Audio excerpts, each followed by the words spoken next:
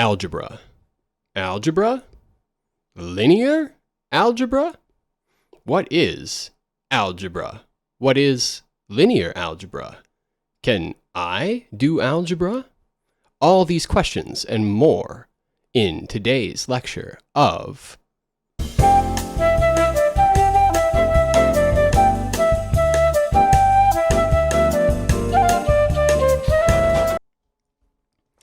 Okay, what's up, guys? Let's get into it today. So we're going to get into section 1A.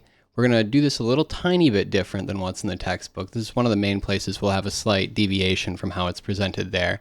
Section 1A in the textbook is all about Rn and Cn, that is n copies of the reals or n copies of the complex numbers, and some structure on them. That is a vector space structure, or some of the pieces of things we'll need to start talking about vector space structures. And what we're going to do is a little bit different. We're going to start talking in terms of just fields in general. So let's take it away. If you haven't taken an abstract algebra class yet, then this might not be something you've seen yet. If you have, you're probably familiar, but if you haven't, this is going to seem like a crazy definition, but here's basically the thing to think about. A field is just something that works like the regular old numbers you're used to dealing with, right? You can add them together, you can flip the order of addition, you can multiply them together, you can flip the order of multiplication without doing anything wrong. There's a thing like 1, where if you multiply stuff by it, it doesn't do anything. There's a thing like 0, where if you add it to stuff, it doesn't do anything. And finally, the addition and multiplication, those two operations are compatible in a nice enough way. And then you can also invert things. So we'll run through this together, and let's really get into it. So starting off, a field, which is going to be one of the basic building blocks we need for a vector space. That is, every vector space is defined relative to a field. We will talk about vector spaces momentarily, so if that doesn't make sense quite yet, don't worry, but here's why we're beginning to talk about it at least. So a field, which is the thing we're defining, it's a set. We're going to write it primarily as a blackboard F. So that's just an F with two lines right there. If you want to see what it looks like if I'm just drawing it, then here it's I'm going to draw it a little bit like this. So, here, let me fix my opacity there. All right. So I'm going to draw it like 2 lines and then an F. That's an F, blackboard F. So that's how I will draw Fs for fields. Okay, cool, easy enough. Now, a field is a set with 2 binary operations. So that is a way of sending 2 copy. Ooh, whoa. Sorry, I thought I had my set up here a little bit nicer. With 2 binary operations, so that's a way of sending 2 copies of this set to itself. So you take 2 things, you get back 1 thing. And we're going to write these as addition and multiplication, mostly for your own intuition, but they could be like, you don't have to write it that way. It's anything that works like this. And the things that make a set with these 2 binary operations into a field are the properties that these 2 maps satisfy. So these 2 binary operations, these ways of sending pairs of things to single things, if these operations have nice properties, then we call the set together with the operations a field. That's what we do. So here are the laundry list of things that we have to have happen. So first off is both of those binary operations have to be associative. So that says that for every A, B, and C in our field, all triples of elements, we have the following. A plus the quantity, here I'll switch to a different color here. A plus the quantity B plus C is equal to the quantity A plus B plus C. That is, you can group things up. It doesn't matter if you add A and B first, and then you add C, or if you add B and C first, and then you add A. Okay, cool. Similarly, if you multiply A and B together, and then you multiply C, that's the same as taking A and multiplying it by the quantity BC. So it doesn't matter if you do 1 multiplication and then the final one, or the first one and then do the second little chunk there after. Okay, so it associates right on. Addition and multiplication commute. So we have associativity, commutivity. So this once again says that for all A, B's, and C's, we have the following. A plus B is B plus A. And A times B is B times A. All right, cool. That's great. Easy. So it doesn't matter what order you do either of the operations in. And finally, there are also additive, or not finally, but next up, there are additive and multiplicative identities where there's one small caveat. And I've actually written this slightly wrong here in this typed up version of what I am going to go through here. So wait, let's go through it together. So there are additive and multiplicative identities. First off, there exists an element 1. This isn't necessarily the number 1. Some people might write this as like 1F or something like that. I think that we'll skip that for the moment since it's a whole lot of additional notation that we may not want. That is, it'll get kind of tiring to write the F's as subscripts every single time. But there's some element. It doesn't have to be the number 1. We're just using a 1 to denote whatever that element happens to be, such that if you do multiplication with that element, it does nothing. Okay. And there is a additive identity as well, an element that we're calling 0, such that A plus 0 is A. That is, if you add it to stuff, it does absolutely nothing. So you do a multiplication with this thing called 1. We're just using a 1 to label it. And you do addition with this thing called 0, and neither of them do anything at all. Cool. Okay. Here's the piece where we have to be slightly careful. The way I've written it right here has a sort of implicit caveat. This is what I was referring to momentarily, or just a second ago. So addition and multiplication, both of these operations have inverses most of the time. So here, let me be clear.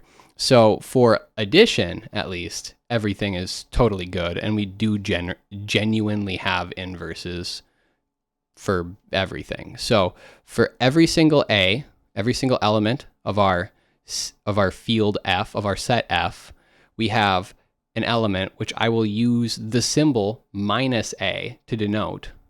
Now this is just a name. I could say for all A there exists like a B, such that A plus B equals 0. But I'm using minus A to hopefully give you a little bit more intuition, right? Like, let's get used to writing that down as like how we'll describe this, just so you can carry your intuition through, and it's a little bit easier to understand arguments when we have to have not as many variables flying around. But to be clear, I am not yet claiming that minus A is the quantity minus 1 times A. So we're not yet making that claim. We would have to actually verify that, and indeed we will. But right now, what we'll say is that there just is some element that will use the symbol, a minus sign, and then A to represent. There is some element such that if you add it to the thing you started to, you get the additive identity. And then the same holds for multiplication. And here's the piece I keep referencing with one small caveat. It holds for everything except for the additive identity. That is, there is nothing you can multiply 0 by to get 1, right? Just like with real numbers. It doesn't have to hold for the additive identity. So for every single A that's not 0, there is something which I'll write as A to the minus 1, and I'll pronounce it as A inverse, such that A multiplied by this element is equal to the multiplicative identity. So the big piece right here is that we don't genuinely have multiplicative inverses for everything. We have it for everything except for the additive identity. All right. And then finally, multiplication is distributive over addition. So that is, if you take A times the quantity B plus C, you get back AB, that quantity, plus the quantity AC. So you can carry it on through in the way that you want to, right? Okay, cool. Wow. What a silly long list of things, but I've just written it out, and it's full gory details right here. Really, all you have is you have two binary operations. There is an underlying set right here, F, that is the thing that these binary operations map two copies of to itself. But really, if you wanted to, you could just kind of ignore the set, because the binary operations, they have, a domain and a codomain, and they kind of carry the information of the set already.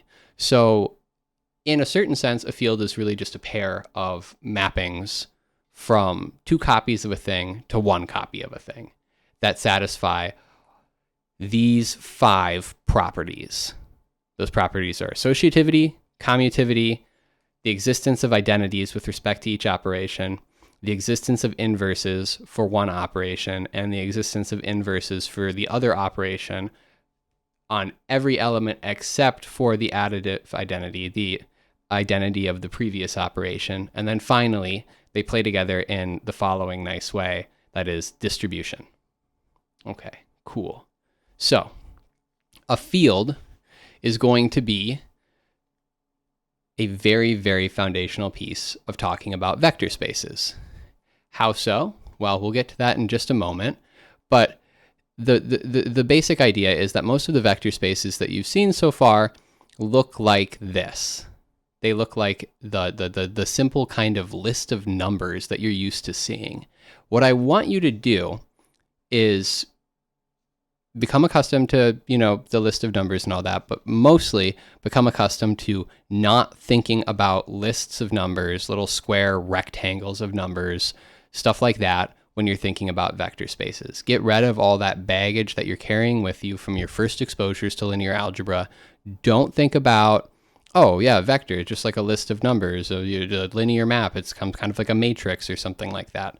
It's not that these things are necessarily always wrong or anything like that, but it will bring you intuition that may not always serve you well in all cases. That is, let's try to treat vector spaces completely abstractly at first, and then we'll recover the cases where it is appropriate to think of things as lists of numbers or rectangles filled with numbers and stuff like that. But for now, just get rid of all that extra baggage and just try to think of vector spaces, which we will define momentarily, and all of the stuff that we're going to talk about in pure and full generality without any assumption that there are little square brackets like this with like 2, 4, 3 or something like that sitting in them, right? Let's not look at those kind of guys for now. And instead, we'll look at things much more generally. However, those guys will be useful examples. So Fn, this is the next thing we'll define, is just n copies of a field. So take a field, write down n things from it, you've got an element of Fn. That is, Fn is all lists of length n, where each element in the list is a member of F. Okay, cool, right on. We can define a very kind of obvious operation here. That is, since we have addition in a field, we can do addition component-wise in Fn. So what I mean by that is this. So here's an example of addition in Fn.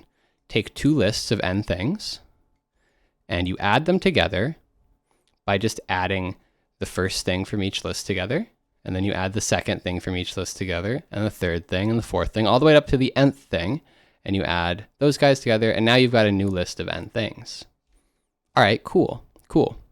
So this is like what you're used to seeing in linear algebra, these lists of, say, for example, n real numbers or something like that. So Fn, it's going to be a good place for examples. It is not the only vector space that exists. It is not the only type of vector space that we can come up with. There are many other different things that we can do. So in Fn, just for a little bit of notation, we will let 0 denote the element that is just all zeros. Okay, since we've got a a zero element in a field, that is, you've got an additive identity, a thing that if you add to stuff, it does nothing, then you get a element that acts like that in Fn. That is a thing where if you define addition like this, you add it to stuff, it does nothing. Okay, cool. So I'll just let 0 denote that. Maybe we could do something like we could put like a 0 and put like a little like arrow on top of it. Once again, it'll be a bunch of additional notation, and I think that it's a good thing to start practicing, to just use the same symbol in multiple contexts and infer which context you're using by what actually makes sense, right? Like if I have some vector x in Fn and I add 0 to it, obviously I'm talking about the 0 vector in Fn, since I can't add just the 0 from F to a vector in Fn without, I mean, maybe I could. You could come up with some way to do it, but we at least haven't described how to do that yet. And so you can, I would say, reasonably infer at least that we're talking about the addition in Fn, and we're talking about the 0 vector correspondingly. So a little bit more notation for an element x of Fn. We're going to let minus x denote the additive inverse of x. That is the element in Fn such that if I add it to x, I get back the list of all zeros. Okay, cool. It's pretty easy to see that minus x is equal to, so here, I'll write it this way. If x is equal to the list x1 through xn, then minus x, it's pretty easy to see, will be minus x1 through minus xn. Where here, at this point, to be clear, minus x1, we are still saying, is just a stand-in for whatever the element of the field is, that when I add it to x1, I get back the additive identity of the field. So I have not yet demonstrated that this is the additive inverse of the multiplicative identity times x1. So I'll write that as a note. We have not yet shown that minus x is equal to minus 1 times x. This is the case, but just to be clear, like you don't have you don't have to define it to be that. This is a consequence of defining it, just in terms of there is something that does this. So we can show that that is the case, and something that comes out of the assumptions we made when we said that F is a field. But it is not something that we have to assume. It's something that emerges as a consequence. So we'll get to that. We'll do a lot of different things like that as soon as we start doing some proofs right here. But to be clear right now, this is all notation. So we got to get our notation down first before we start proving a whole bunch of stuff. Cool? All right, sweet. Let's keep going. So the next thing we have to do is we have to define scaling. So for lambda, an element of our field, we'll define lambda x for x, an element of n copies of the field, Fn, to be the following element of Fn. It'll be the element where I multiply each item in the list that is x, since x is something like x1 through xn, we make lambda x into lambda x1 through lambda xn. So we multiply every entry in the list by that element of the field. So this is scaling. Cool. All right. So we've got two kind of maps floating around. They seem sort of arbitrary at this point, and I mean, in some ways they are. You can define whatever you want. But what I will hope to show you is that these sorts of things pop up all over the place, and that these are two very important types of maps to deal with. And this will be a good example place for us, or like a key example for us as we start to build through linear algebra and talk about vector spaces. Fn will be a good motivating example, but like I said before, it is not the only vector space out there, and we should not think of it as the only thing we're going to talk about. So I'm making this point because it is an unfortunately common thing until we get a little bit further on, for everyone to go like, yeah, I know Bryce keeps saying that we shouldn't just think of everything as lists of numbers, but I'm going to keep doing it anyway because it makes my life easier. And then you'll find yourself a little bit further along in the class and you'll suddenly go like, oh, wait a second. I keep getting a bunch of things wrong because I'm making assumptions that are not really warranted. So I'm trying to stress it early on, so you can kind of get used to doing that. So now that we've got a little bit of basic notation down, now that we're looking at stuff in this kind of abstract way where we're saying, hey, look, we can just define this thing called a field, basically capturing all of the nice properties that we're used to seeing in the real numbers. So here, let's talk about what fields, what kind of things are fields. We'll do that in a moment. But here, we can describe this object that captures all of the nice properties that we're used to dealing with in things like real numbers, and we can take multiple copies of it, put them together, extend the addition to multiple copies of the thing. We can extend the existence of an additive identity to an additive identity for multiple copies of the thing. We can do the same with additive inverses. And we can do a special kind of operation where we can sort of extend part of multiplication. In a certain sense, we can take a new multiplication now that instead of taking 2 copies of fn, instead takes 1 copy of f and 1 copy of fn and maps that to fn. We can put these things together. This looks like the regular old, stuff we were doing with lists of numbers in a first course in linear algebra. And we can talk all about all of this abstractly without having to make any specific references to the real numbers and so on. And from here in the next section, we're going to build out the idea of a vector space, and we'll use some of these as prototypical examples, and we'll show you that there are other things that do not fall into this simple category. So let's really quickly, before we go, just so it doesn't seem all too abstract, and also so we tie in a little bit towards the actual title of this section as it's presented in the textbook, talk about what things are fields. So you've seen fields before, like I keep alluding to. Are the real numbers is a field. So is C, the complex numbers.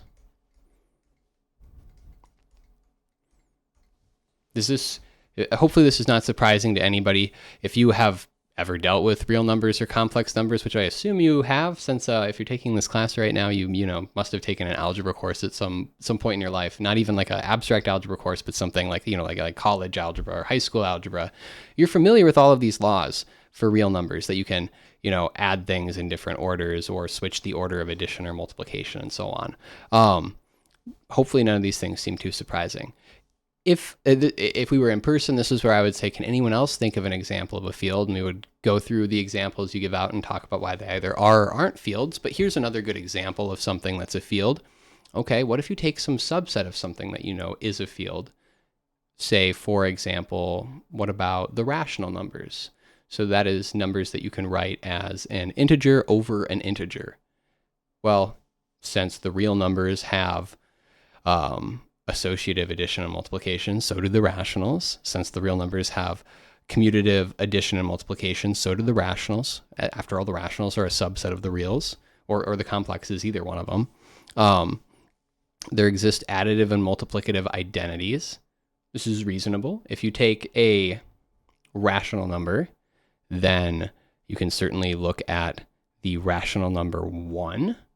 1 over 1, that is a rational number. 0 over anything is still 0, so that's a rational number. And both of those things are in the rationals. Cool. There are inverses. So the inverse multiplicatively of a over b is b over a, and the additive inverse of a over b is negative a over b. Okay, cool. And finally, multiplication is distributive over addition because, hey, multiplication is distributive over addition in the reals, so, it also is in the rationals. So Q, the rationals, Q for quotient,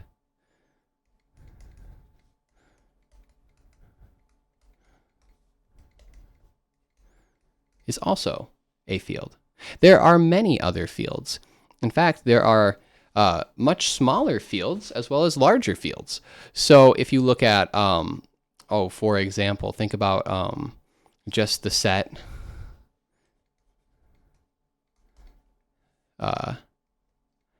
0, 1 with everything as normal except for 1 plus 1 equals 0.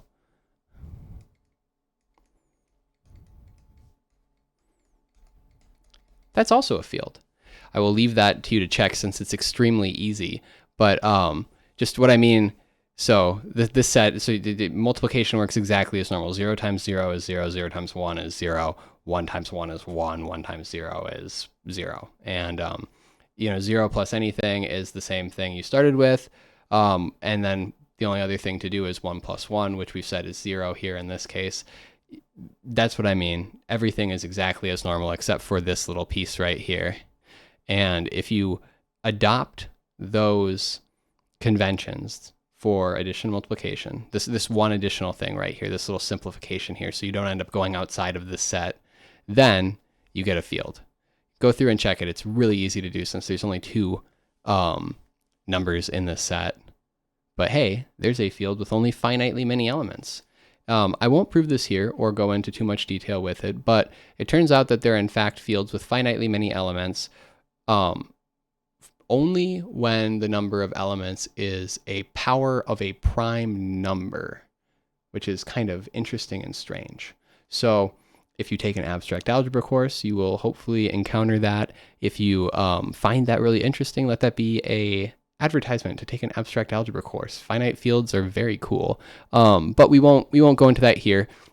Just suffice to say that there are many things other than the real numbers and the complex numbers that are fields, and this hopefully will give you a little bit of a sense of just how rich things can be beyond the arrays of numbers that you're used to seeing in a first linear algebra course. So on to the next part, the next bit of our definition-heavy initial foray. So in section 1b, I'm going to do 1a and 1b together right here. We're going to talk about the definition of a vector space, the thing I keep talking about that we haven't yet defined. So a vector space, and I'll even add something here. I'm going to say an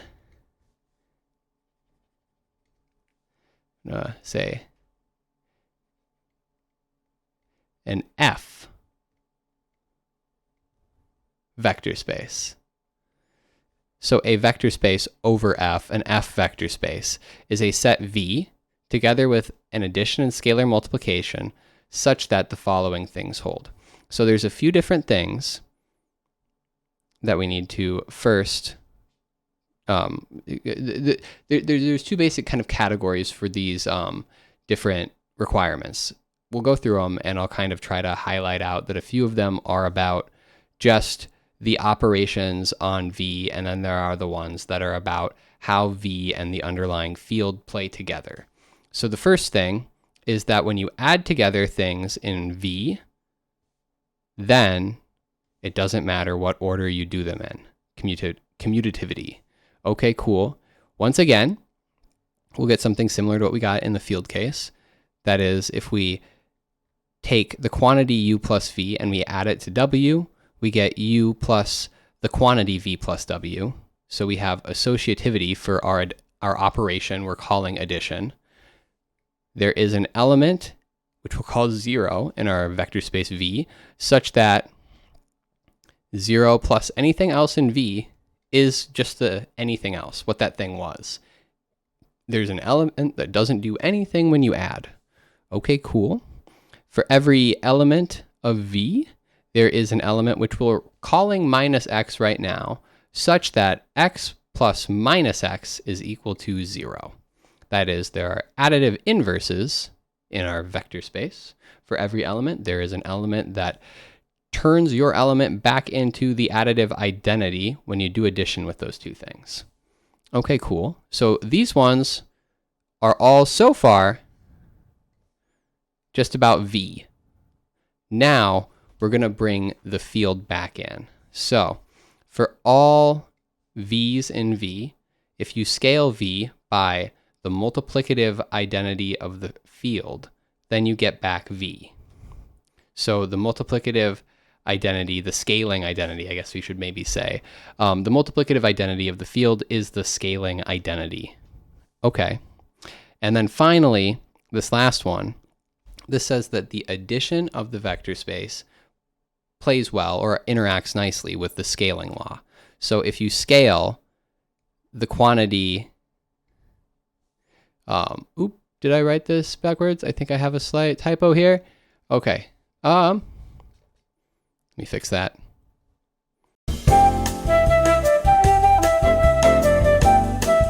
Here is the actual correct statement. It says that if you scale the quantity u plus v by a, then that is the same as scaling u by a and adding it to the scaling of v by a. So if you do the addition first and then you scale, it's the same as doing scaling first and then adding. And then also, if you add some scalars together, then you scale, it's the same as scaling the addition, or adding the scaled pieces. So scale v by the quantity a plus b, that's the same as scaling v by a and scaling v by b, and then adding those two things together. And so this holds for all a, b in the field and all u and v in big V. So that is distributivity. Okay, sorry about that tiny mistake right there, but these are the laws that we say that any set that is a vector space satisfies. So a vector space is just a set that has addition and scalar multiplication, and to define scalar multiplication, we have to do it relative to a field F. V may itself not just be some number of copies of the field F. It could be something else. It is just a set that we have defined an addition on, and we have defined a map that takes V and F and sends it to V as well. So the addition is just any binary operation on that set. The scalar multiplication takes V, takes the field, produces something in V. Okay, cool. There's a couple of conditions. We've got commutativity, associativity, additive identity, additive inverses. This is all about the addition of V. So just about that first binary operation. And then the second thing, the scalar multiplication, this is the second bit right here. So this is about like F, right? This is about how V and F play together. Okay, cool. So the elements of a vector space, just we're going to call these vectors kind of obviously. And this big laundry list of things describes the object that we will spend a ton of our time here studying. Cool. So let's think about what things are vector spaces. Here's our first example. So Fn, as we defined it above, is indeed a vector space for any field F. It's kind of obvious. Okay, cool. This is the case we're used to dealing with in the first place. Stated a little bit more generally than the case of like Rn or Cn, which you've probably seen before. But just relative to any field right here, there are things that are fields other than Rn or other than R and C. But yeah, cool. Right on.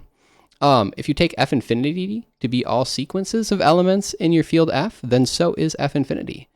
Oh, okay, cool. So just basically notice, hey, there's nothing that says stopping after some finite number of elements, is really necessary here, right? Like in terms of how we have described scaling, there is nothing that says we have to stop after n elements. We could just keep scaling forever and ever and ever, have an infinitely long list. Similarly, there's nothing that stops us from having an infinitely long list of zeros. So we would have additive identities in F infinity. There's nothing that would stop us from taking an infinitely long list and doing the additive inverse for each thing in that infinitely long list. Cool, right on. There's nothing that stops us from doing addition either, right? You can just keep adding and just do it forever, right? Okay, cool. So you can do all that, and in the exact same way that Fn is a vector space, so is F infinity. This is a good thing to verify. If you do not believe me, I encourage you to check it yourself. We will do stuff like this in the homework, but since you've probably seen, that Rn is a vector space, it is, we'll skip doing it for the moment right now. Instead, we'll start working with these things pretty quick. But let me give you one more little example that does require a bit more notation that will kind of unite all of these different perspectives. So for a set S and a field F, let's let F superscript S, so F to the S, let's let this denote the set of all functions from S to F. So i.e., this is maps that send S to F. Okay, right on. So functions that send elements of any old set to a field, we can turn a set of such functions into a vector space. Okay, cool. Well, the set of all such functions, not just some subset of those functions. So the way we do this is we have to define an addition and a scalar multiplication. Here is a way to define an addition. Well, the outputs of a function that sends S to F lie in a field, so we can add together the outputs. So we'll define the function f plus g to be the function which, since functions are defined by what they do, right, which sends an element x of s to the element f of x plus g of x. That is, you map it through f, you map it through g, and then since you're living in the field, you can add the result together. So you've got a notion of adding functions together like that. Okay, cool. And similarly, you can scale a function by an element of the field just by multiplying the output of the function by that field element, since the output of that function is yet again in the field. Oh, okay, cool. So this turns f to the s into a vector space. So the set of all functions from s to a field is a vector space. Kind of nice, kind of neat. I want you to notice, now going back, that if we look at fn, think about this.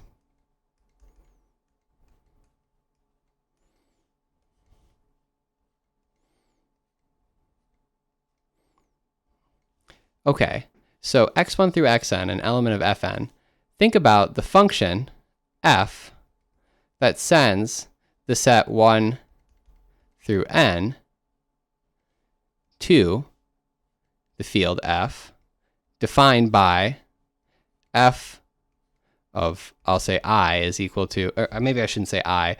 I'll use I for the index, not like an imaginary number right here. F of I is xi. Oh, from up here. Notice this thing here and this thing contain exactly the same information. That is, when we're putting these like little subscripts right here, when we're making this an ordered list, right? A list instead of just a set. We're putting order on the things so that, 1, 2 is like not the same as 2, 1, right? If, F is a field that has some elements named 1 and 2, then the thing that we're doing when we're ordering is really capturing exactly the same information as the function that tells you what is in what position, right? When we're giving positions, we're just really specifying that there are spaces for things to occupy, and that is a way of mapping things, or the space to the thing that is in it, right? So in that sense, fn is really an instance of this case of f to the s, where s is just equal to 1 through n, or any set of size n, set with n elements. Similarly, the case where you take sequences of elements in a field also is covered by this as well. Instead of just taking the set 1 through n, we're instead taking, depending on your convention, whether you like to include 0 in the naturals or not, you're taking the natural numbers, so 1 through, on and on and on, just the counting numbers, or 0 counting numbers on and on and on, whatever convention you prefer right there. Either way, you're just doing the exact same thing, and it's capturing the exact same information. So really, this sort of captures the other case as well. I think that's kind of a fun one to see. All right, cool, right on. Let's start doing some stuff with these guys. Okay, so we've looked at kind of a lot of different things so far. Here, let me zoom out and save ourselves some time scrolling around. Now let's start doing some theorems. Let's start proving some stuff. Here's the first thing. Let's prove that the additive identity of a vector space is unique. So how are we going to do this? I've already got the proof written right here, so you can see it right there, but let's talk through it. So if we take 0 and 0 prime to be two additive identities in our vector space, what we're going to show is we're going to show that they're the same thing. So first off, just since they're additive identities, well then 0 plus anything is that thing, and 0 prime plus anything is that thing. Okay, cool. Now, in particular, if you plug in 0 prime right here, you get back 0 prime. And if you plug in 0 right here, you get back 0. Okay, look. So I've got 0 plus 0 prime and 0 prime plus 0. Hey, addition is commutative in V. So 0 plus 0 prime and 0 prime plus 0 are the same thing. So hey, would you look at it? 0 prime equals 0. And that just comes from commutativity and the definition of an additive identity. Bada boom. Maybe I should write here that this is equal to 0 prime. All right. Hopefully that makes sense. Let's try to do another one. Here, let's try another one. So the additive inverse of any element in a vector space is unique. Let's do this. Same kind of idea. Take W and W prime to be two different additive inverses, or not necessarily different, two different ways of writing an additive inverse. We'll show that it's ultimately the exact same thing, but we're not supposing that yet. Just take two additive inverses of an element V. Then notice that W, one of those additive inverses, is certainly equal to W plus 0, since 0 is the additive identity. All right. Well, 0 is equal to V plus its additive inverse. That is the definition of an additive inverse. If W and W prime are additive inverses of V, then W plus V is equal to 0, and W prime plus V is equal to 0 as well. So I'm just going to take this 0 right here and replace it with V plus W prime. All right, cool. And now I'll use the associativity of addition to just flip my grouping of parentheses. So instead of doing this one first and then adding that here, I will instead add W to V. Okay. And hey, would you look at that? W plus V is yet again 0. And now I have my W prime sitting over here. And 0 plus W prime, well, 0 is the additive identity. I get back W prime. So would you look at that? W prime, same thing. Huh. So if you take two different additive inverses, we have just shown that they're not different. That is, if you have two additive inverses, if you write down W and W prime saying, hey, these are additive inverses of V, you have written down the same thing twice, just with two different symbols representing the same thing. So the additive inverse of any element in a vector space is unique. The fact that it works for any element is because we didn't put any conditions on what V could be. It is just an arbitrary element from our vector space. All right, cool. What do you think? Hopefully not too bad. Let's see if we can go a little bit further. So, given a vector space V, we're going to write minus V to denote the additive inverse of V. So we've said this before, but I'm just trying to remind everybody that right here so far we are still just using this as a purely notational matter. We are not yet claiming that minus V is equal to minus 1. That is the additive inverse of the additive identity of the field scaling the vector V. We are not yet claiming that. This is purely notational. So not yet. Let's see if we can get to proving that. So to get there, we'll need to do a little tiny step. So first off, we're going to say, hey, for all V and V, if I scale V by 0, that is by the additive identity of the field, then I get back the additive identity of the vector space. That's kind of nice. If I scale by the additive identity of the field, I get back the additive identity of the vector space. All right. So by distributivity, we have the following. Here, I'm going to switch colors so it doesn't seem so monochrome.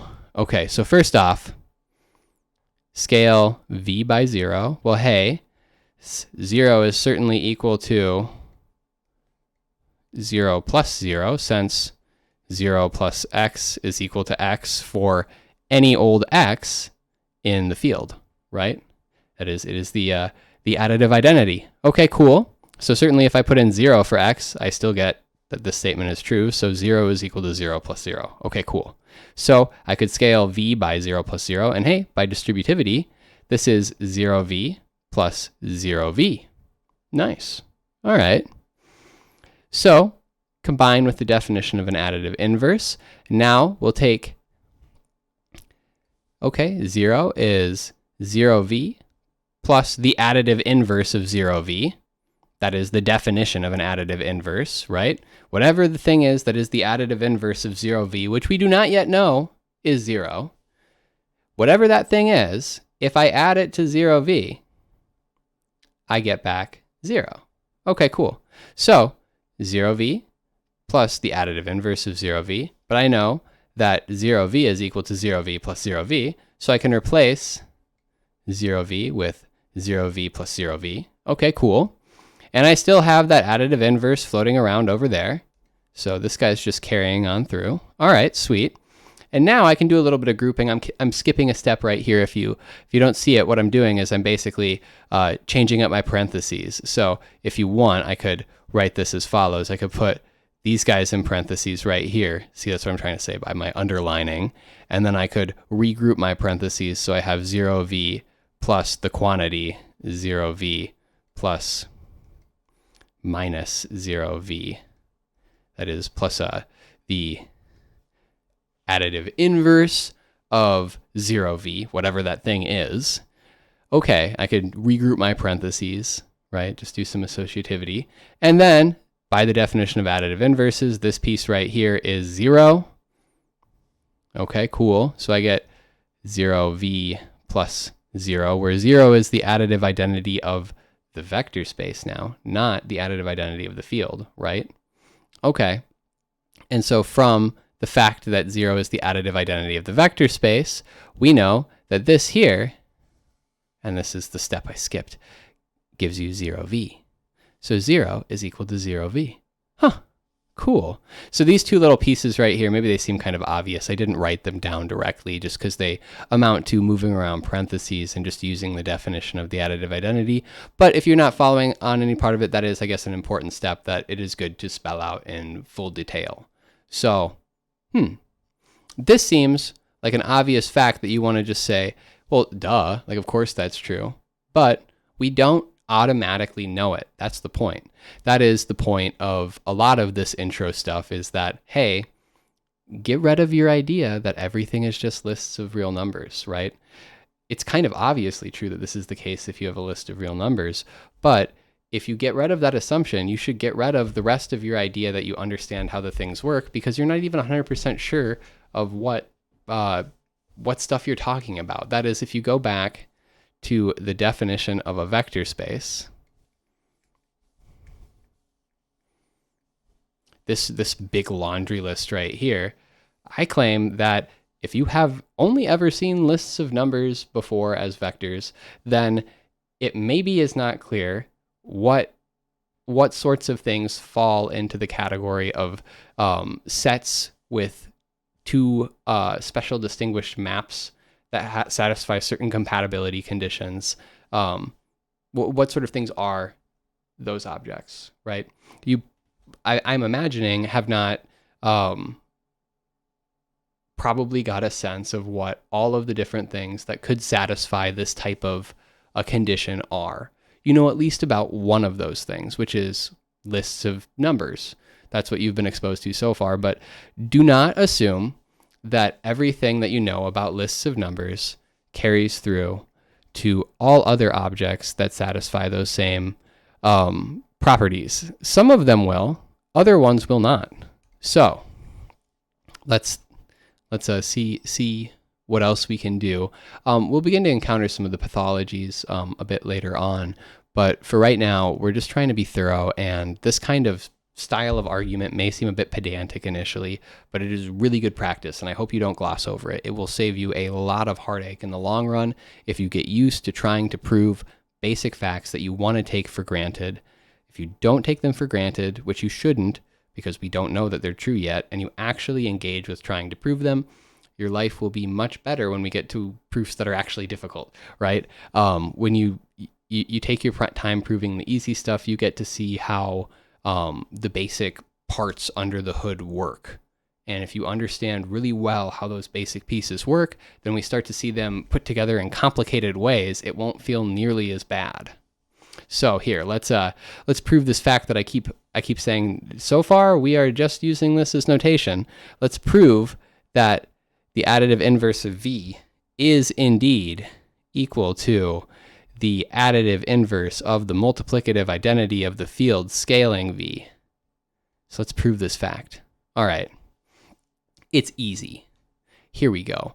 V plus the additive inverse of the multiplicative identity of the field scaling v is certainly equal to the multiplicative identity of the field scaling v plus the same thing as we had before. So this piece right here is just carrying through on that line. All right, cool. Now we're going to use distributivity in the backwards direction. That is, from this step right here, if I distributed these guys on through, then I would get back the previous line. Okay, cool. So 1 plus minus 1, that is the multiplicative identity plus its additive inverse, gives me back the additive identity. Oh, cool, okay. So now I'm scaling the additive identity, or I'm scaling v by the additive identity of the field, and that gives me the additive identity of the vector space by this result we just proved right here. Huh. Awesome. This piece right here comes from the previous theorem. All right, sweet. So what do you think of that? Hopefully, that feels like a kind of satisfying payoff. Maybe not, but if you zoom out, wow, we did a whole lot of different colored boxes worth of content right there, and we built up to something that hopefully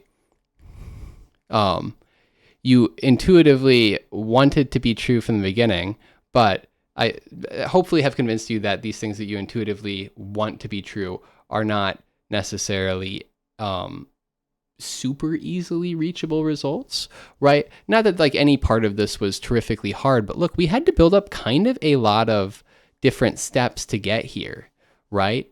So we had to make sure that we had a unique additive inverse, right? Otherwise, maybe in some cases you would have minus v. Minus v might refer to two different things if that weren't the case, and maybe one of them would be equal to minus 1 times v, and the other one wouldn't, right? So we had to prove the uniqueness of an additive inverse in a vector space. Then we had to prove that if you scale a vector by the additive identity of the field, you get back the additive identity of the vector space. And then we had to put it all together to get back that, hey, this unique additive inverse is indeed equal to this particular scaling of v. So something that seems obvious, we had to build kind of a lot of machinery to get there. We're going to do a whole lot of this at the beginning of the class. We're going to build out things that you're used to taking for granted as true. And like I said before, the point of it is so that you start to get familiar and comfortable with the basic building blocks of what we're going to use in this class, so that when they start to be put together in more complicated ways, it doesn't feel terrible. And yeah, right on. So that's all we got for today. See you next time.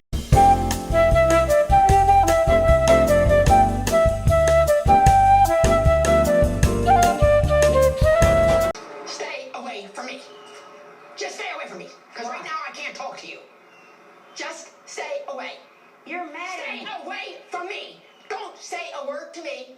I don't want to talk to you right now.